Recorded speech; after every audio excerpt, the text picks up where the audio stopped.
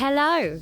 With the rise of plant-based eating and people adopting vegan diets, I wanted to do an episode on the real do's and don'ts of plant-based eating. I feel like there's so much confusion because plant-based diets now have research to suggest that it can prevent chronic disease, treat heart disease even, obesity, people with high cholesterol, high blood pressure, type 2 diabetes, and even some types of cancer. So these are pretty big remarks, pretty big claims, and I think the movement towards plant-based eating continues to grow. So this week's Food for Thought is one that I'm really passionate about, and I'm speaking to Dr. Gemma Newman. So she's also known as the Plant Power Doctor. She's the host of the Wellness Edit podcast. Having worked as a medical doctor for 18 years, her vast experience there, Gemma is passionate about holistic health and plant-based nutrition. Now, Gemma's been invited regularly to teach other doctors and general public about plant-based nutrition and lifestyle medicine. So from this passion, Gemma's also contributed as an author. I've got her book at home, and a broadcaster, to many books, publications and TV shows, providing her expertise and knowledge. So let's go. Hello, Gemma. Hello, Rhiannon. How are you? Oh, well, I'm better now you're here. I've got to be honest. I've been waiting. I feel like I've been having these chats with you sporadically, DMing on Instagram, and I know we've got a lot of similarities in our life to a degree. We've both got 2 little boys, and it's, well, I say little, but different ages now. But this conversation is one I know we're immensely passionate about. Yeah, definitely. So let's start. What is plant-based nutrition? Because people get this wrong a lot, I think. Yeah, I think there's a lot of misconceptions around it, and it's a little bit different from veganism, isn't it? Yeah. So for me, when I talk about plant-based nutrition, I really aim to focus on a predominantly plant-based diet. So that means a huge abundance of fruits, vegetables, whole grains, nuts, seeds, legumes, chickpeas, lentils, beans, tofu, tempeh, all of that kind of stuff. Yeah, love it. And that's where the predominant dietary pattern lies. Yeah. When it comes to being plant-based, I think a lot of people kind of think, oh, well, that means you have to be vegan. And it doesn't, because veganism is a lifestyle based on minimising harm. And so that is quite a different philosophy. And that's all about aiming to reduce your animal products in different aspects of your life, not just on your plate, because you're aiming to reduce suffering. Which I think ethically is obviously a beautiful thing in itself. But it's quite an extreme change to what I think the societal norm is. Because a lot of people are brought up in a world, and obviously your background dependent here as well. If your parents are not educated in food, this term plant-based will pretty much mean vegan, and there's a huge miscommunication going on there. But I mean, there's vegetarians, there's flexitarians, there's fruitarians, just to name a few. So we all have our own unique dietary choices. How do you approach this subject? I'm particularly interested in your work, obviously, as a doctor as well. Do you get asked about this a lot, diets? I do get asked about it a lot through my social media, because obviously Your name? my handle is Plant Power Doctor. When you created that handle, were you fully fledged in that mission, or was it just a complete coincidence? No, I created the account because I realised that we needed to help people if they wanted to go more plant-based.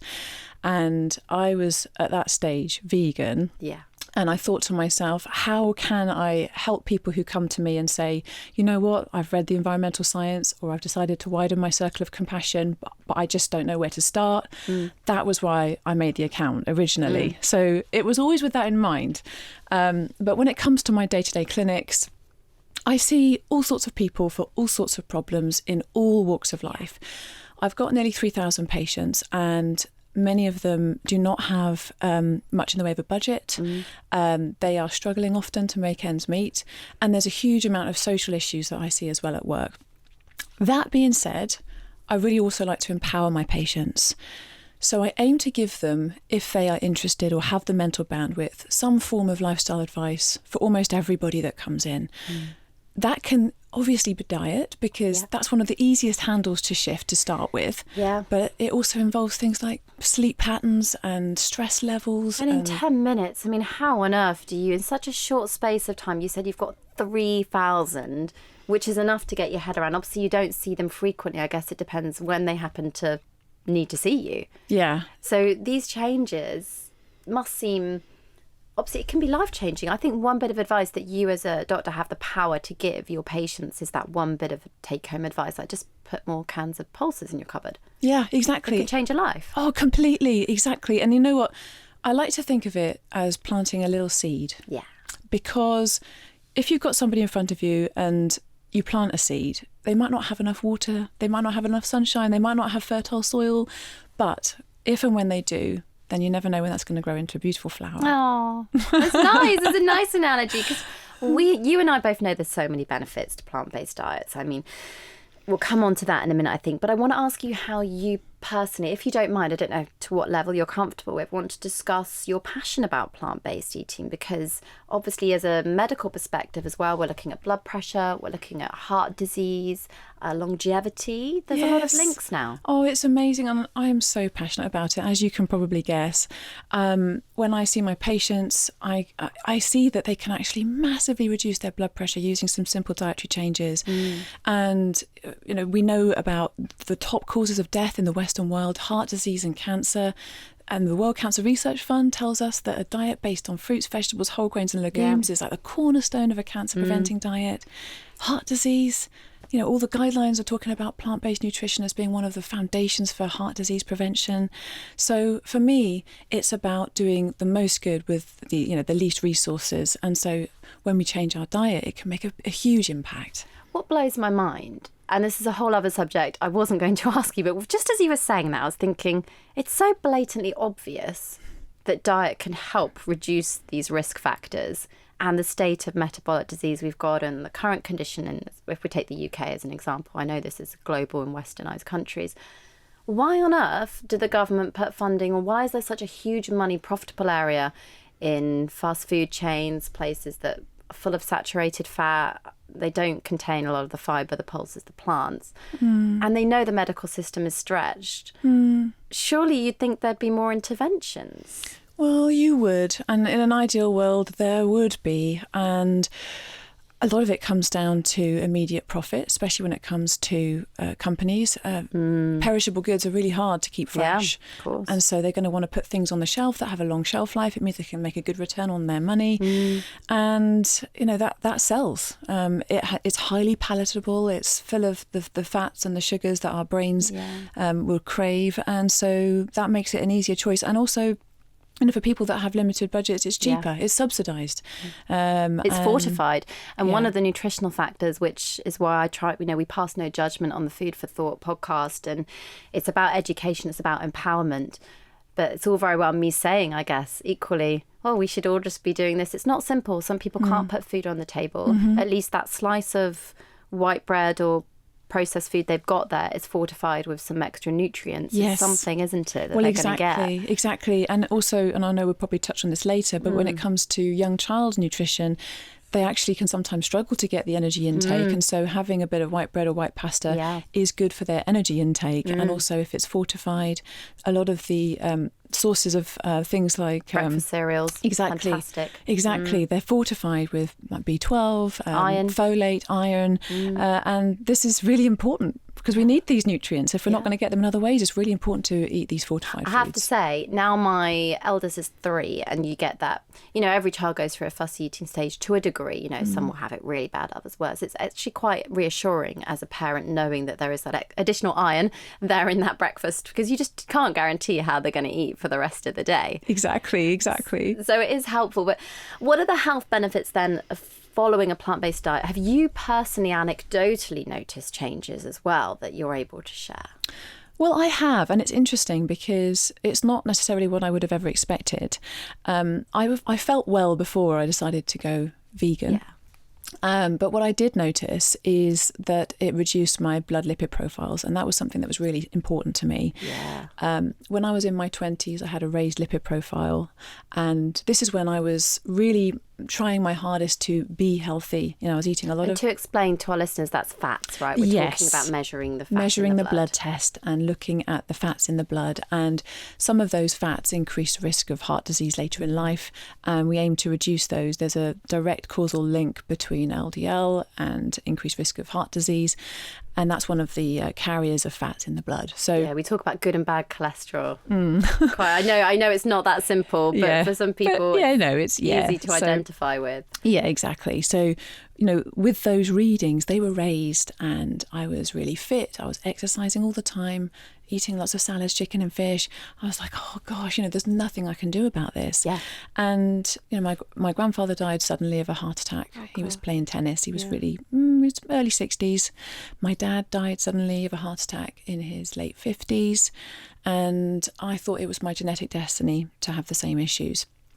So about a month after I decided to eat a completely whole foods plant-based diet, I checked my lipid profile in my bloods, and for the first time in my adult life, they were normal.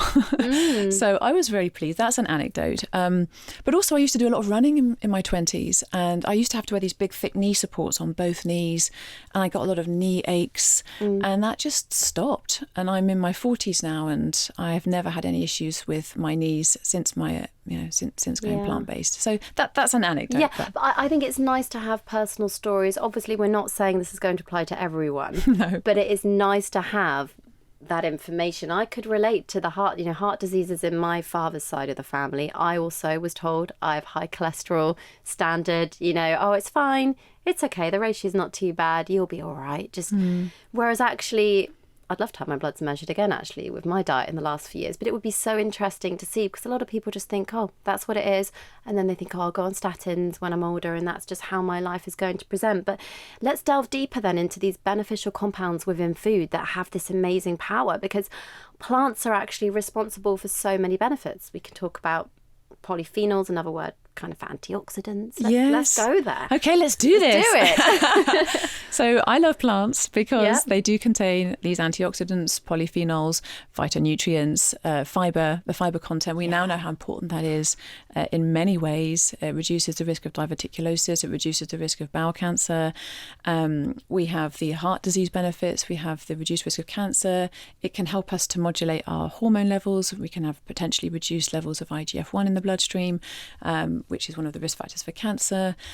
We are increasing the good stuff and sort of reducing the so-called bad stuff. I mean, I don't really think of foods necessarily as good and bad, but you are in effect sort of reducing the amount of carcinogenic compounds that you're eating as well, by having more plants, more fibre.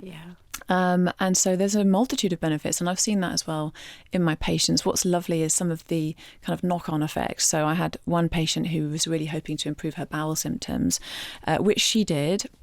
But she also had asthma, and she had an autoimmune disease, and she was able to actually improve her breathing, improve her kidney function, improve her bowel function. So from having to have specialist hospital appointments every other week, she was actually free to go live her life, and they all discharged her from clinic. Just from dietary changes? Just from dietary changes. It's so heartwarming. I know, it's lovely. Just think of all the difference.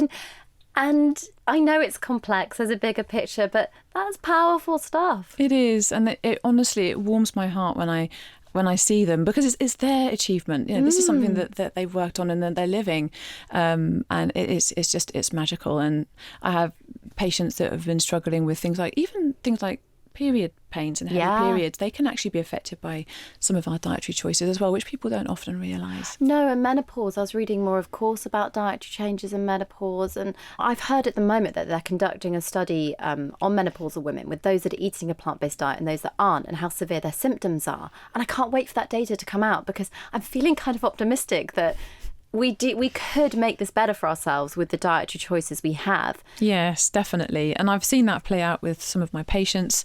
And there have been studies on vasomotor symptoms, things like the hot flushes and increased consumption of plant-based foods, fibre-rich foods. Yeah, soy I've read as well. Of course, soy is incredible for that, because the isoflavones in soy, if you have a gut microbiome that is compatible to be able to actually absorb and utilise those, it can potentially really improve your flushes symptoms as well. So we need to explain that, because I think we're all unique. We had different pathways into this world, depending how you were born. You've had a different nature-nurture experience. And what you've just said there is the key crux, I think, to embracing the individual differences that we have in the nutrition world, is that you could eat the best diet in the world, but your digestion will react in a different way to someone else with the food that you're consuming. Therefore, we are unique individuals, and we require unique diets. But that's all you know, that's part of the problem I see as the bigger public health level problem we've got, is that we can't just all follow one type of diet to the letter. Yeah, I think it's interesting to me thinking about how these diets play out on a population level and how they play out on an individual level. And it's about trying to find the pattern that works well for you. And I think certainly on a population level, things like dietary guidelines are hugely important, because if more of us would pivot towards what the dietary guidelines are telling us to eat, most of us would feel generally a lot better. But having said that, there will be idiosyncrasies based on, as you say, you know, our gut health, our microbiome, our stress levels, our ability to get a good night's sleep. Something that many mums will relate to, I'm sure. And the way we move our bodies. And there's so many different aspects. Pollutants, environmental pollutants. Oh, I know. Plastic, pollutants. Microplastics, air pollution. You know, there's so many different things that play into our ability to actually absorb and utilise those nutrients. We have an episode, I think I did it a few series ago, on plastic pollution. I'd encourage any listeners to go back and have a listen, because it was pretty fascinating. Probably needs updating now, actually, come to think about it. But let's keep on the nutrition sideline discussion just for a second. The key nutrients people need to be aware of, because there's a lot of misconceptions that you'll be deficient in everything, I think, when you go plant-based. Yeah, so what I like to think of when we think about plant-based nutrition is key nutrients of focus and key nutrients of abundance. And if we're aware of, you know, where we want to try and make sure that we're getting enough, then we can have a very healthy and beneficial dietary pattern. So I will always tell people the number one thing to be aware of is your vitamin B12 levels. B12, as you know, is made by microbes in the soil. And interestingly, when we eat factory farmed animals, which is what we mostly will, they have their feed supplemented with B12 supplements. And so that's how it's contained within their meat. And so it's important for people who are having a fully plant-based diet to ensure that they're getting that. And you know, some people prefer to get that through fortified foods, nutritional yeast, Marmite, fortified plant milks, fortified cereals, and so on. I would prefer to let people know that it's actually so much easier just to take a supplement. I couldn't actually agree more. Obviously, I have my own supplement brand, Nutrition Plus, and we did a lot of research in this area. And actually, the misconceptions on the internet with foods and B12 is equally scary. People think they can take spirulina or mushrooms and then have a complete source of vitamin B12, and it is not correct. No, spirulina does not have active B12 that you can actually absorb. And so that's a really important one to be aware of. And it's scary because people are out there saying online, I've seen the videos on TikTok and other channels. I even saw, sadly, another doctor in the NHS the other day doing a post on mushrooms saying it is a source of B12 because it's something he clearly Googled. And what's more worrying is this is a mainstream media doctor who's on Lorraine and things. So, you know, this is why we've got a problem, because not all medics are trained like you are on yourself. You do your research, we do it properly. And I feel like the internet's wild. Yeah, it is. It's overwhelming for, imagine the public health. You're thinking, the general people out there, like, I just want to get my B12. Where do I get it from? I know. If you turn into the internet, who knows what you're going to find? I know, it's a minefield. It's a minefield. Well, all I can say about that is, if you really want to have a baseline understanding, then just look at nutritional guidelines to start with. You know, we know in the UK we've got the Eat Well plate. I personally love to talk about the plant-based health professionals version, which is the plant-based Eat Well plate. It's very similar. Obviously, it's designed by dietitians to match that because it's a much more sustainable way of looking at things. But the actual guidelines that we have are really good. And if we could aim to look at those to start with, and then you know, looking for things like the Vegan Society. Yeah. They work with dietitians. They actually have a supplement too. Your supplement is fantastic. Thank you, but they do a really a good one, which is essentially, you know, B12, iodine, selenium. And it's just nice to know that, okay, you've got that covered. So, yeah, I think trying to look at professional bodies that work with accredited dietitians is very helpful. And of course, a lot of people do look online. So it's important to have a presence there too. Yes. We can't just give up on online communication because it would be even worse for people. Yeah. And just understanding that taking that supplement, if you are a plant-based eater, can just relieve you of the additional worry of panicking or microanalyzing your food every day, which can become an unhealthy obsession and can develop to a poor relationship with food, or equal anxiety for not being able to afford perhaps to eat in a certain way.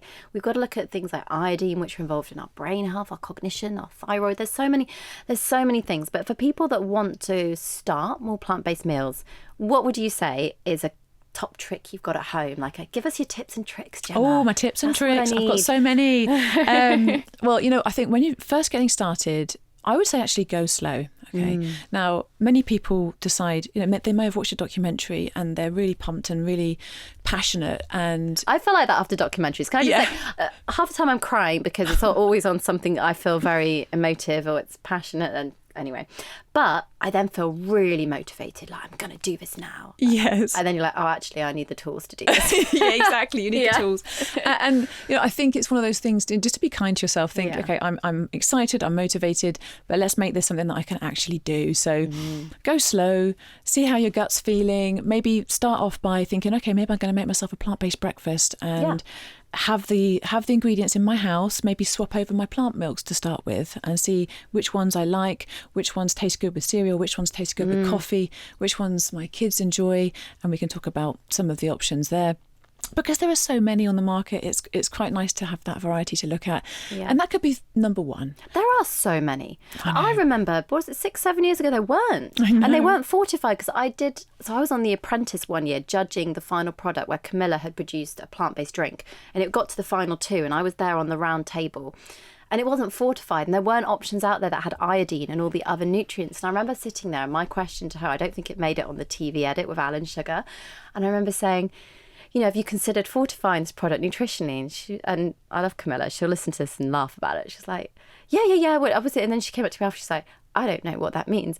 What am I doing? And it's because back then there just wasn't this variety. No, and it's wonderful to see that now. And it makes me so happy to see that most supermarket own brand unsweetened soy milks will be fortified with things like iodine and B12 and calcium. Vitamin D. And it makes me very happy because I know that that's going to be such a simple thing for people to swap out. They've got a very equivalent protein content there with the soy milk or the pea milk, and they've got also the fortification. But you do have to check the label still. Yeah, and just to touch for anyone, because I know a lot of people read a lot of misconceptions again that there's added stuff in milks, it's really bad for you. There's lots of things circulating virally again at the moment surrounding, I don't know, oat milk's a good example. People get very scared about these words that they don't understand because often vitamins can be written in their original form, their name, ascorbic acid, vitamin C. We'll give examples. And people think, oh my God, there's acid in my drink. Yeah, and it's scary, but actually I do think if you're going to make a swap, it's an easy way of getting nutrients. Yeah. I'm going to bring the subject to sustainability. Yeah.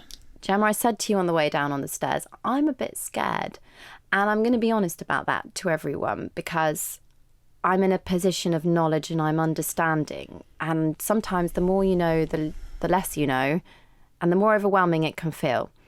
I don't want it to be like a buzzword because we are in a position to look after the planet. So the United Nations say that industrial meat production is one of the most destructive ways humans can leave a footprint on this planet. And that's quite a big statement. And that plant-based diets can reduce emissions by up to 73%. Yes.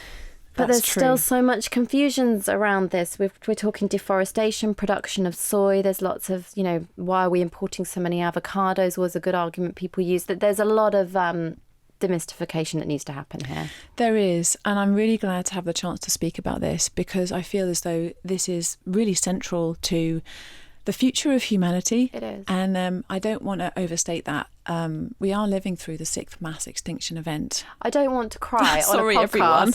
But that's how I feel right now. But maybe these raw emotions are really important. Yeah. Oh, look at us both. Oh, see? no, it makes me emotional as well. Now I've got children as well. It's an added level of, not that it is for anyone that doesn't have children as well. It should be an equal concern, but mass extinction. Yeah. That's terrifying.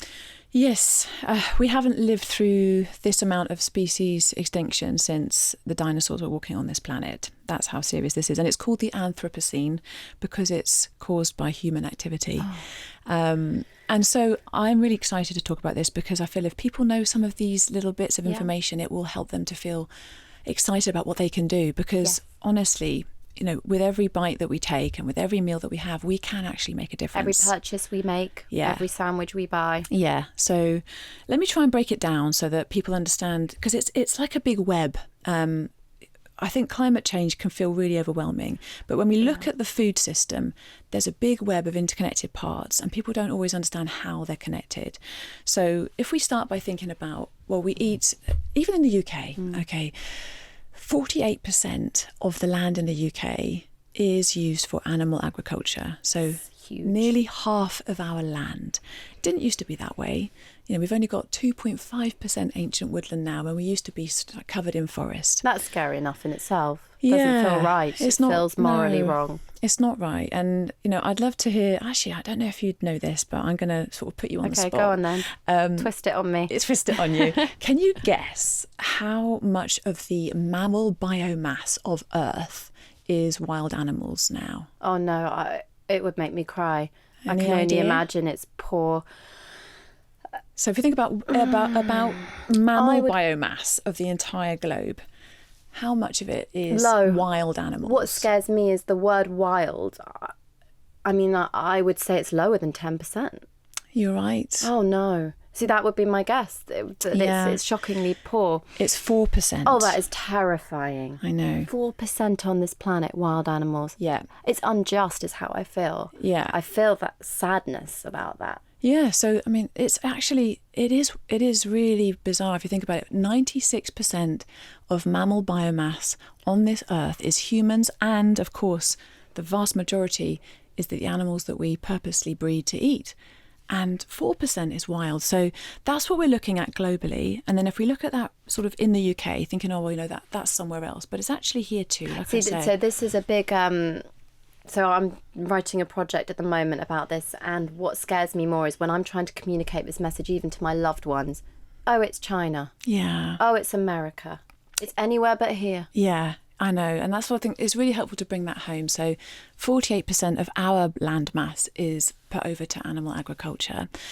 And so here in the UK, we have lost the vast majority of our wild species. It's not just a sort of worldwide problem. We've lost 88% of wild mammals. We've lost 80% of marine mammals. We've lost half of wild plants in the world. And in the UK, if we even think about stuff like sheep, okay, so we eat about maybe 1% of our calories from sheep, and yet, we give over billions of hectares of land for raising sheep for us to eat, and then we also import sheep from New Zealand. So it's just it doesn't make logical sense. And so what I think is really crucial for people to understand is even clothing, right? Yes, exactly. Even for clothing, it's a very small proportion. So what we need to think about is, if we use like 83% of the globe's land for animal agriculture, but it only actually constitutes about 18% of calories, there's a huge waste. Yeah. There's a huge waste of viable land that we could use for ourselves, and that we could give over to nature. For nature, yeah. Yeah. So I mean, that's the crux of it. This is another thing I think people don't necessarily understand. If we are able to eat more plant-based, we actually reduce vastly the amount of land that we need for our food. And then that will allow much more rewilding. And the reason that benefits us, so it's not just about making wild spaces for the animals. Biodiversity, isn't it? Exactly. And I mean, that's a nice thing to do, and it's important to do for sort of animal justice and things like that. But it's not just about the animals, it's about us as well. Because if we can rewild, reforest, replant, those trees will put more oxygen in our atmosphere. Their carbon sinks. They will get rid of a lot more of the carbon dioxide emissions as well. So it benefits us. It means that we have lower surface temperatures in the UK, which means that we will actually have that, and globally, of course, much more stable weather conditions. We'll have less in the way of things like storms, wildfires, flooding, the soil degradation that we experience from all of the crops that we have to grow to feed the animals. We won't have any more, which means that we'll have less flooding in the UK because those crops are degraded soil, so you get less of a yield from them. Also, the nutrients you get in these crops that are then farmed in a particular way. Yeah. So, and we also have much more flooding, okay, because all of that sort of soil gets washed away more quickly because you don't have those beautiful roots and mycorrhizae, which are the fungal networks keeping the soil in place. So it all gets washed into the rivers and the oceans. And in the UK, we have the most polluted waters in Europe. There is not one river in the UK that is not polluted. I did not know that. The most polluted waters in Europe in the UK. Yeah. We do not have one river that does not contain pollution, and most of that pollution comes from dairy farms. So what happens is, with the with the cow manure and the extra fertilizers, the nitrous oxide that's released, which is, by the way, 268 times more potent than carbon dioxide, lasts in the atmosphere a really long time. One thing I think the public are aware of is cows and the impact of greenhouse gases. I think that message is kind of out there. I hope so. They don't get the link, isn't there? No, they don't understand the links there. So, I mean, in Wales, for example, there are certain parts of Wales where trout populations are collapsing, and that directly correlates with where the dairy farms are. And so obviously the silage, the runoff, that can cause human illness as well as animal issues. So obviously if the rivers and waterways and the oceans are polluted, it means that the fish are dying, which means that other mammals and birds can't live because they're not able to eat the fish. And so that's another link that people don't realise. That low global warming and temperatures killing off, water temperatures rising, everything's changing. Well, and this is another thing, again, this is a really interesting topic because we think about the ocean. Oh, yeah. Now, we know that trees are important for oxygen and for carbon sequestration. But did you know that when we bottom trawl the ocean for fish, it releases more carbon dioxide than the entire aviation industry put together? It's madness. The entire aviation industry. So when we scrape away the bottom of the ocean to try and get all of those fish, what we're doing is we're actually releasing massive carbon dioxide emissions into the atmosphere. And all of the bycatch, which are all the fish and the mammals and the dolphins and all the other things that are caught up in those nets as well.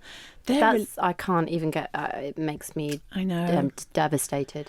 Yeah. So they die, and their bodies then release carbon into the atmosphere as well, which would otherwise have sunk to the bottom of the ocean. And the bottom of the ocean is an incredible carbon sink.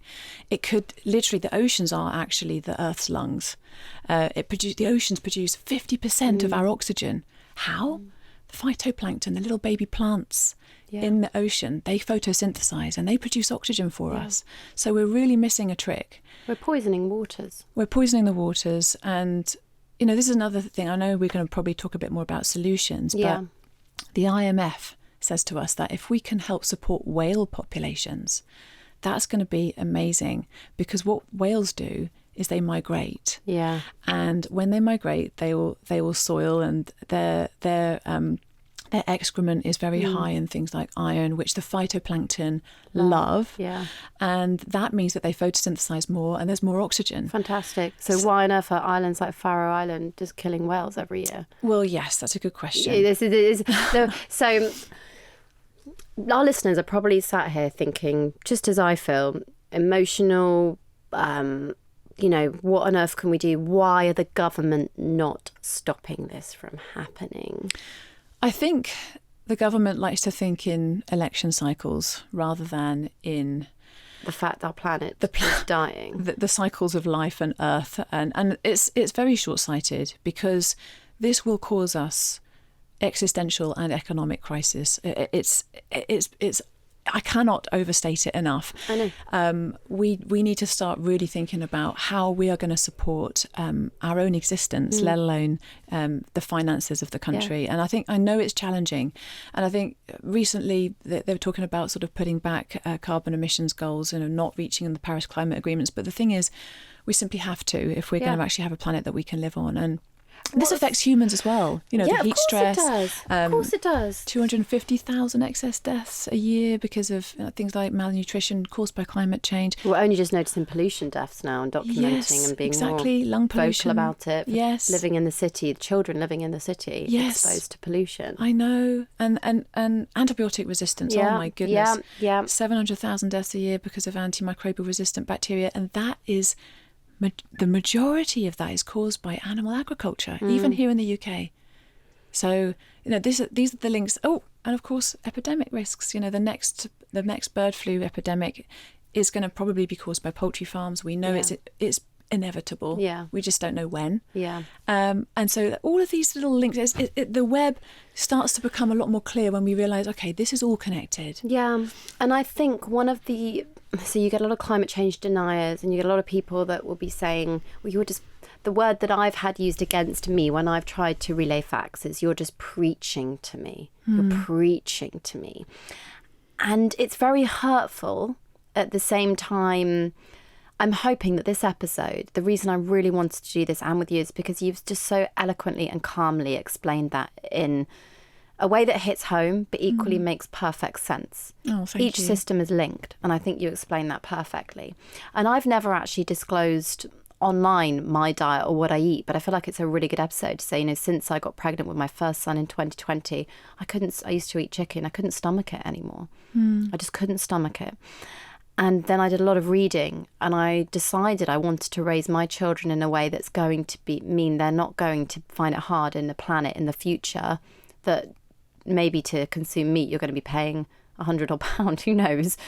Equally, you want to be living in a sustainable way to support the planet. So I made a decision to raise my children plant-based.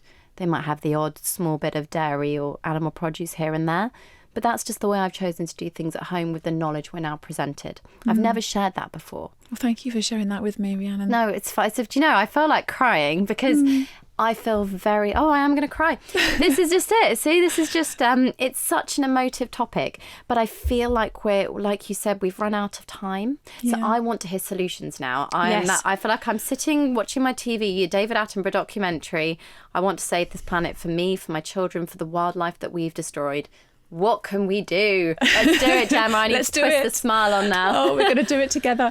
Yes. So this is why I get excited, because we can't necessarily rely on governments to do these things for us, although obviously we want those things to happen. We need huge shifts in many different sectors, but what can we do? Well, you know, we can make choices about what we put on our plate 3 times a day, 7 days a week, and that's where it gets exciting. And that's why we need to educate, because a lot of people don't know how to make those choices. Yeah, which is why this is so exciting. So I'd say number one thing is to eat more plants.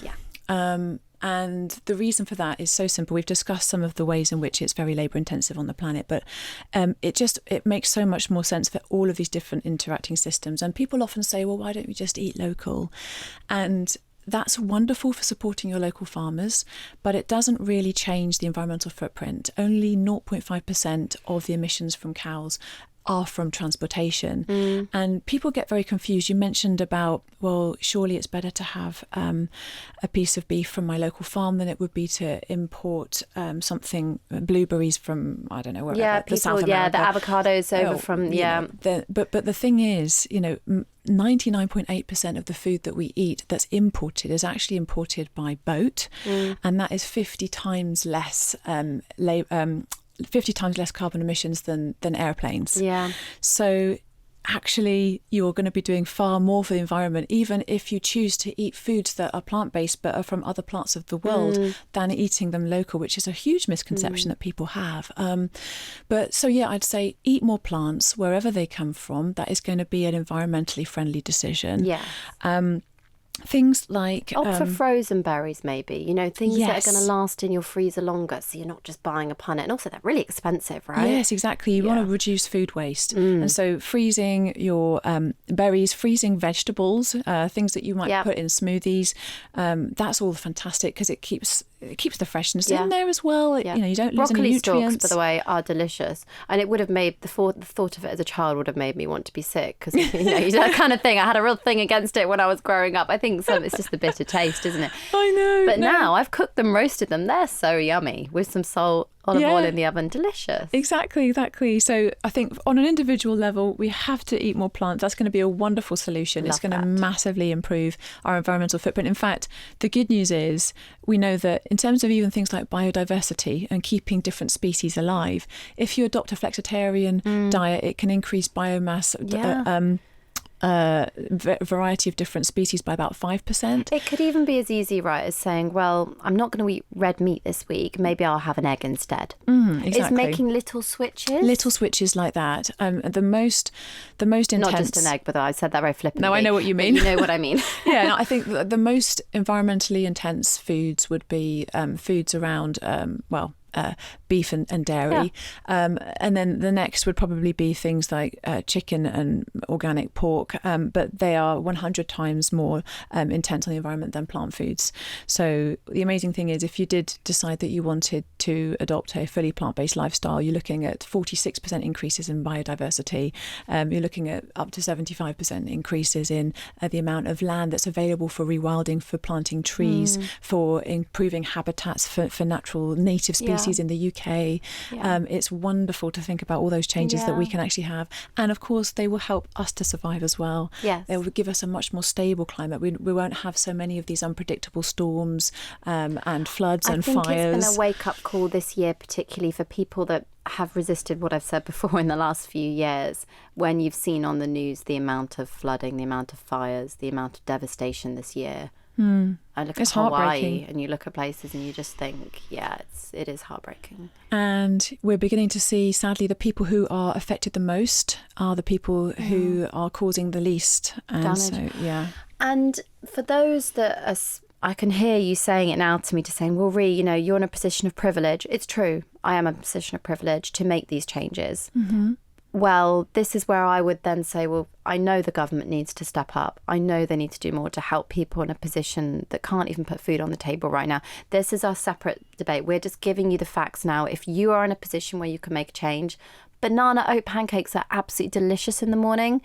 Replace that with your bacon fry-up or something, and you're already making an amazing change. You are, exactly. And it's about trying to do whatever you can within your means and your resources. It doesn't, I definitely have always been of the opinion that we do what we can. And I feel very privileged to have been able to read all of this stuff and think about how I was going to implement it and think about how I could share it with people.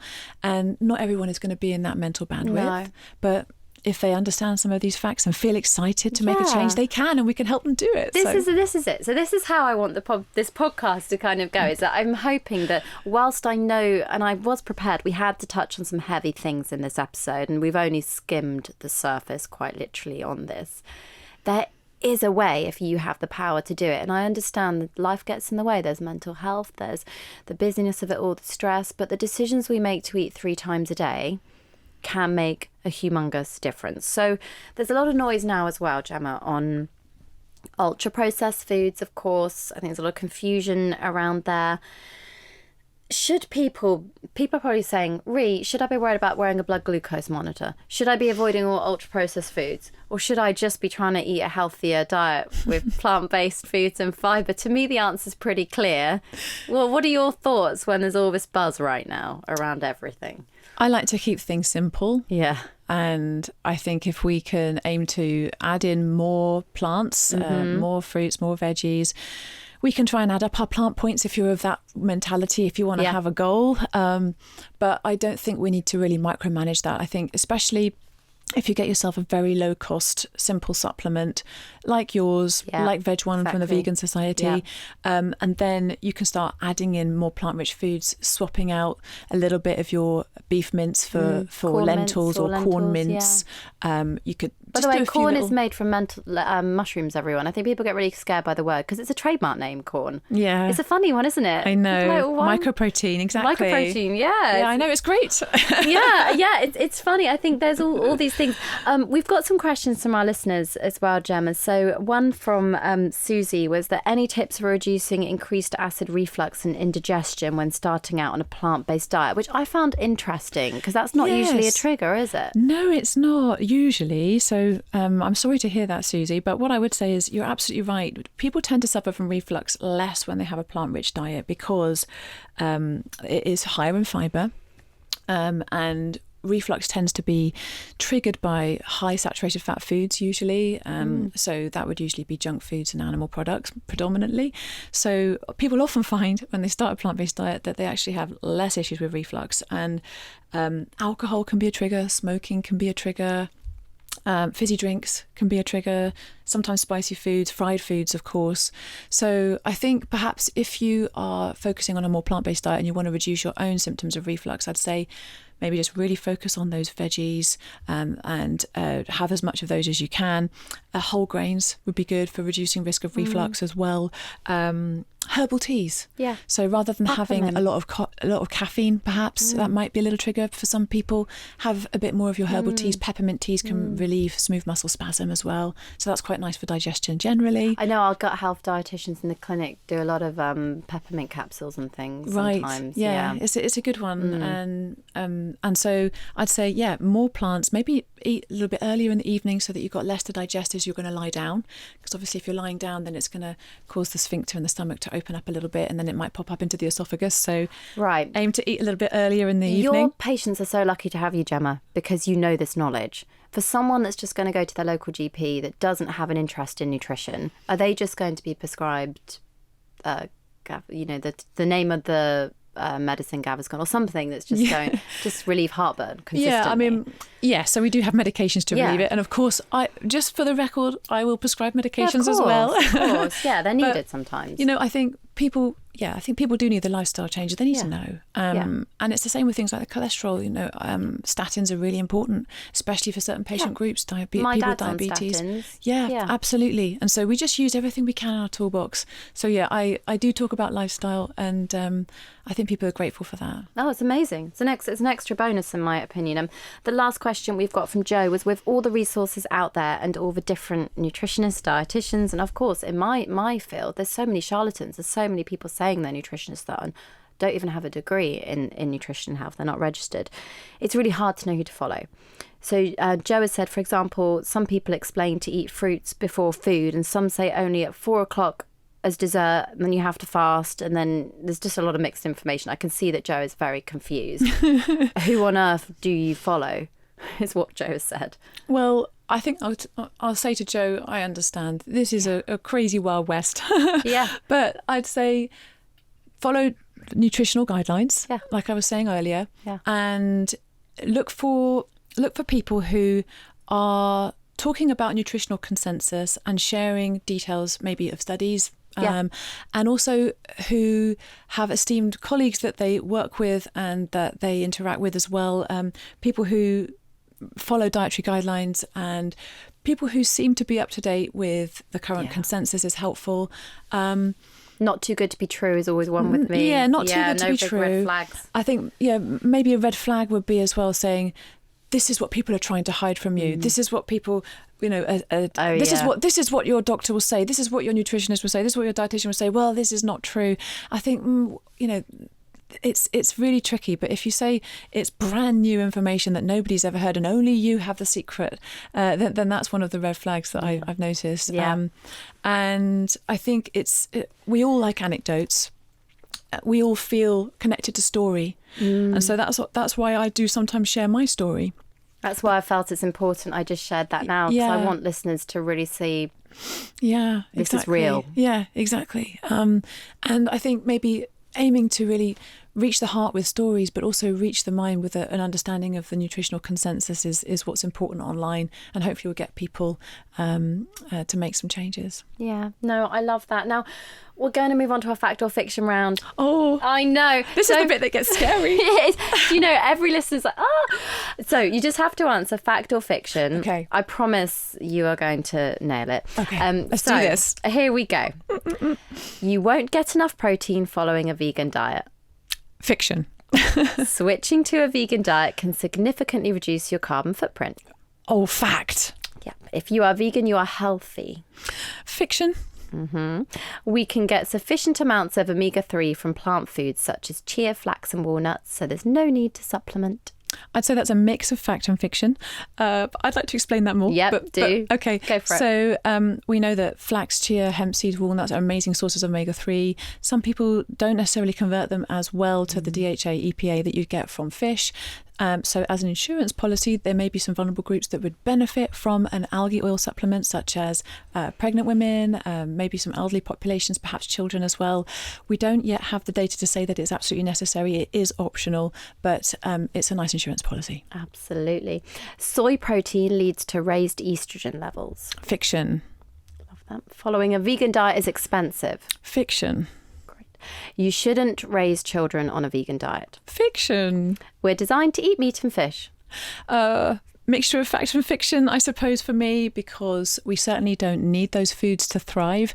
But it's also true to say that we have evolved using those foods. Some populations of people have only eaten fish. Some populations of people have only eaten things that they were able to source and cultivate from the ground. And everyone else is usually somewhere in a cultural mix in the middle. Absolutely. The last one, we need to drink cow's milk for calcium. Fiction. Fantastic. What a great fact or fiction. I also want to go back to the vegan and healthy assumption, because we're not by any means saying you can be a healthy vegan or plant-based eater, are we?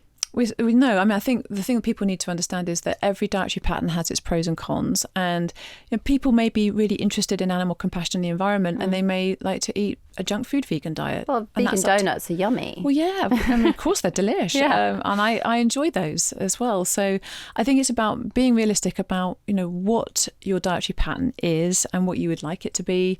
And everybody's different. If somebody eats a mostly whole foods plant-based diet, they're going to be eating a really healthy and abundant dietary pattern, which is one of the healthiest in the world. Love that.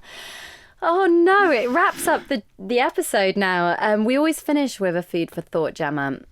And I think I want to start, I'm going to try and get this across coherently, by just saying thank you to everyone that took the time to get to the end of the podcast, because I do completely appreciate that the topics we're discussing can be highly emotive, overwhelming. And, there's a reason I've never discussed my dietary choices before. Because I don't want people to feel that they have to emulate what a nutritionist does. I want them to be able to make their own, choices. There's no judgment if you do consume meat. You can make a change by reducing it. You just need to have it once a week if you're someone that has it every day. There are changes that can be made for regardless of your dietary pattern. I think that's an important message to get across. But what's really clear to me after chatting to you today is that it's gone too far. For me, it's a very ethical conversation as well. And I feel very passionately about animal welfare, life on the planet. The wildlife stats you gave me, 4%, is just not acceptable to me. No. So my take home is basically we can make small changes. And Gemma, what would your food for thought be today? Oh, yeah. My food for thought is that we can change the world with every bite that we eat. And I would love for people to feel inspired to do that. I mean, you've got some exciting projects coming up as well. Where can everyone go to learn more about what you're doing and what's coming up? Well, Rhiannon, I have to get... This is exciting. This is the big news. I've been waiting to get to the end to be like, guys, you have to go. I have written a second book and it is my baby. I have put so much love and heart into this book, and it's going to be coming out on the 21st of December. Fantastic. Get well, stay well. Love it. So we're going to keep it really simple for people. Simple, free, actionable habits. I'm going to be obviously providing amazing recipes, but this time the focus is not just on food. So I've got recipes from Deliciously Ella, The Happy Pear, Dr. Rupi Orjla, I love that. which is wonderful. Yeah. But I've also got psychology, nature therapy. Nature therapy, I love that. Yes, the science of sleep. Yes, and do you mention heart health, of course? And I mention all the ways in which we can start to lift our well-being that are free and accessible. Yeah. And it's a bespoke plan as well. So it's amazing. I kind of take you by the hand, I walk you through, you can journal in it, you can make it your own. And, this is the culmination of all my years of work. So it absolutely is. I was going to say, thank you for all the work you do, because to be able to stand up and deliver highly important emotional conversations with eloquent fact is impressive. And I think for everyone, you've got to pre-order that book now, because this episode is going to come out before December. And Gemma, just thank you so much for coming on Food for Thought today. It means the world to me. Thank you, Rhiannon. I've loved every moment.